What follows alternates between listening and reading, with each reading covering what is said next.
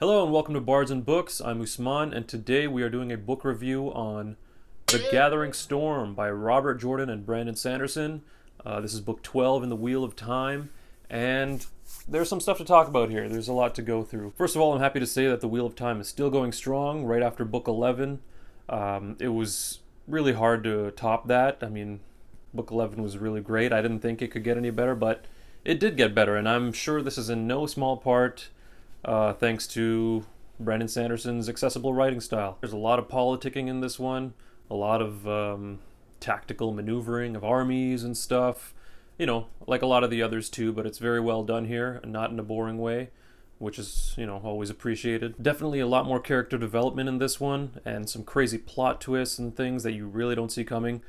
But I think that's what made it a lot more enjoyable for me, was the fact that we are following a lot of the characters that I care about here, and the ones that I don't care about are just kind of off on the sidelines. So if you're wondering about a lot of the characters here, at the forefront we are following Rand for the most part, which I have been waiting for a very long time. I mean, I wanted to see more about the Dragon Reborn, right? And he's basically takes up the bulk of this one. Him and Egwene. Egwene she was my favorite character in the last one, Knife of Dreams, and her character development gets much better here.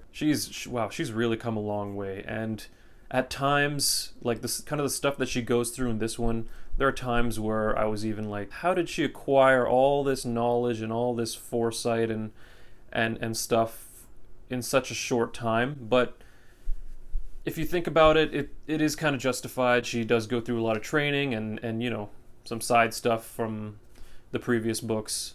So it wasn't too much for me. I'm glad to say that I enjoyed it fully and didn't really question it too much, or at least didn't have too many concerns in that regard. So Rand, Egwene, and Matt is another one we also follow here, although he doesn't get much page time as the first two.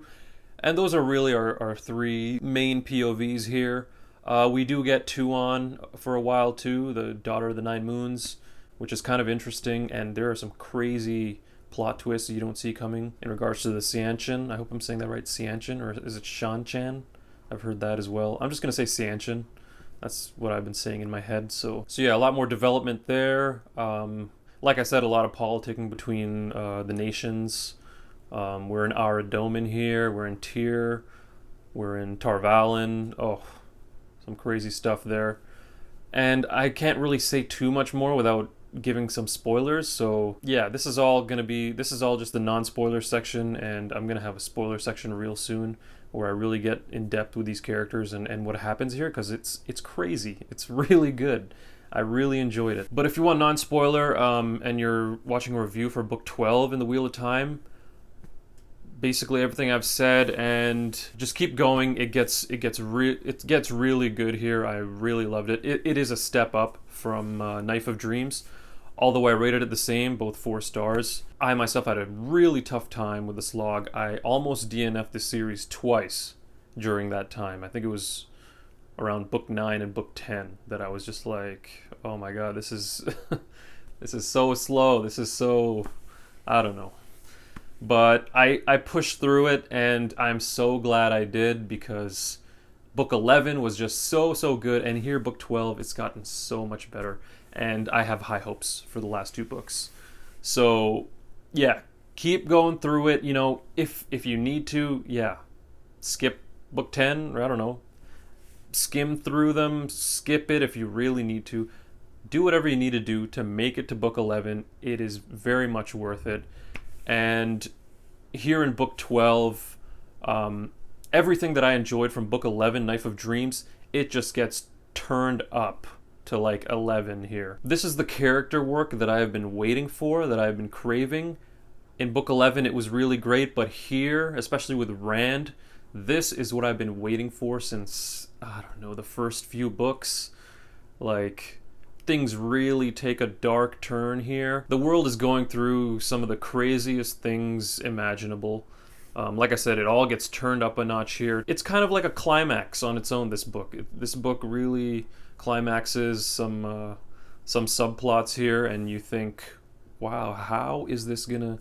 Like, what's it gonna be like now in the next two books? How is this gonna continue?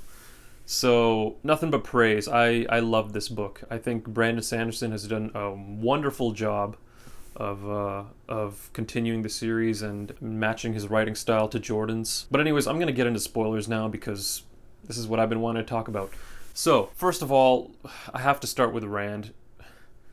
Rand is phenomenal in this book. Rand goes through the things that I have been wanting to see him go through. Like, we've already seen him, get shoved in a box and tortured and beaten and all this crazy stuff that's just warped his mind, turned him into this cynical, maybe even nihilistic kind of dude who has this crazy power and is like the strongest guy in the world, which is frightening to think about. But here, the dude just loses it. Like, he is just pushed over the edge for the final time. When he's using balefire to kill people, when he's using balefire to annihilate these Forsaken, I am just losing my mind in my head. I'm like, yes, wipe them all out. That's, I don't know. Maybe call me twisted, call me a psychopath, whatever. But it's just cool to see. It's I like balefire, I guess. It's really interesting.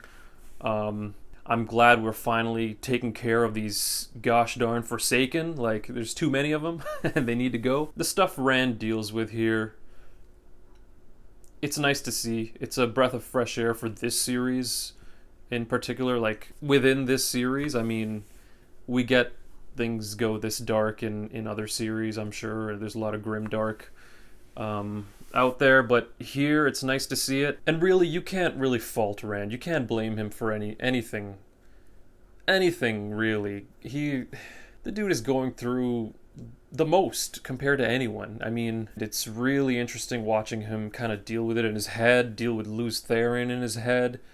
And I thought that the ending of this book was really, really, really good. But it's just interesting, like, how is this going to go forward? So Rand basically shifted his mood now, and he's all right. Like, it's nice to see. I'm glad he's dealt with whatever he was going through, and has come out sane and able to laugh. In the end, it's really nice to see. But it's just, yeah, we'll see. But yeah, that's Rand's part. Loved it. My other favorite character, Egwene. Oh, she becomes the Amerlin seat, like, legit now. It's legit. She's in the White Tower. They've reconciled, the two halves. Oh, they've dealt with the Black Aja. Oh my goodness. That scene when Varen came to Egwene, talk about a plot twist. Like, I can't believe she was Black Aja, and I can't believe she was a mole for the Black Aja.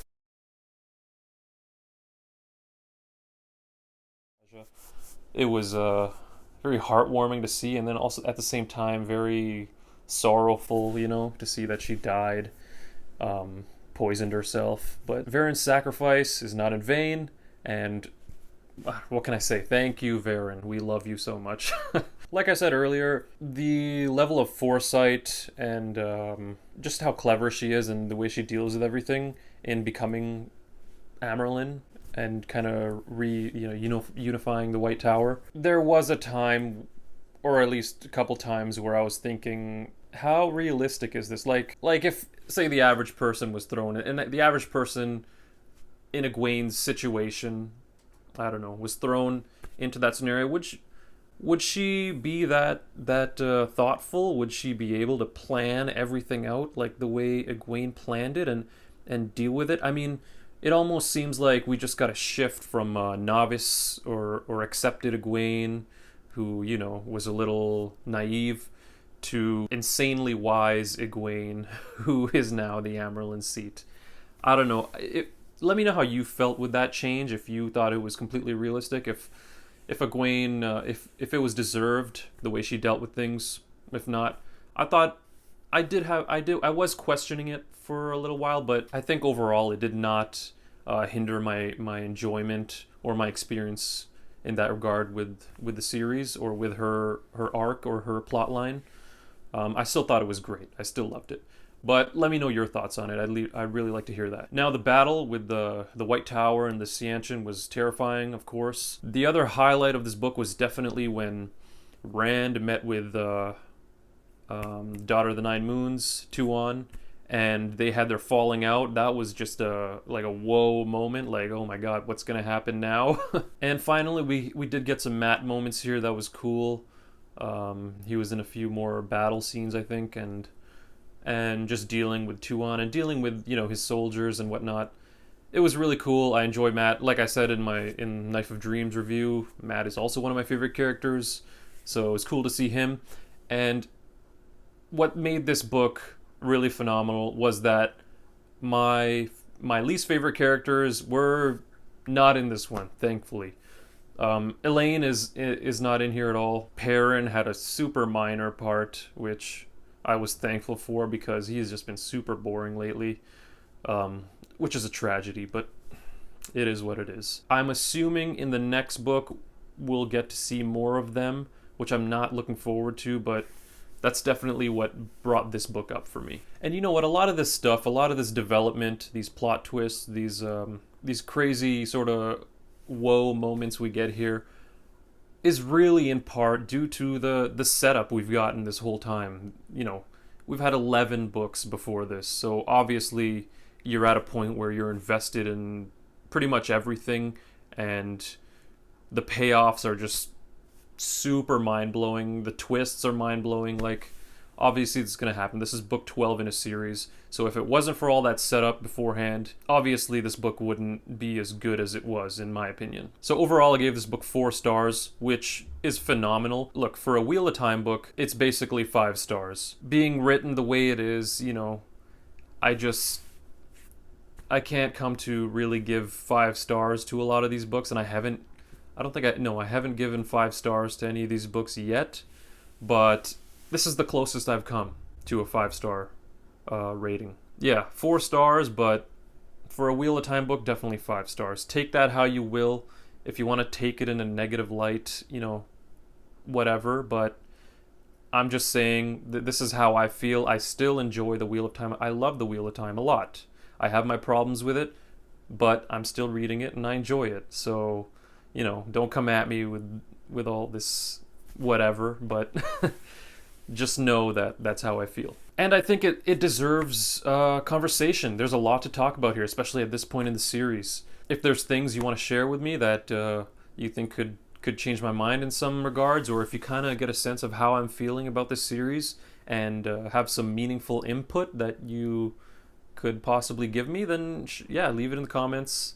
I'd love to have a little bit of a discussion here, and I'm very much looking forward to wrapping up this series. I can't wait to get to the next 2 books and see how it all kind of comes together. I didn't think when I started the series or when I got a little ways into it, I didn't think I'd be enjoying it this much, but I am. And I'm glad it's taken the turn that it has, especially in tone. Things are getting a lot darker here, and I like dark fantasy, I like grimdark, so that's really cool to see. But anyways, I'm going to stop rambling. This is my review for The Gathering Storm, Book 12 in the Wheel of Time. 4 stars, loved it, and I will definitely be getting to the next 2 books very soon and wrapping up the series and maybe having a discussion with people on the series as a whole or anything kind of like that. Looking forward to that. So yeah, that's it here. Thank you so much for watching, and I'll see you all next time.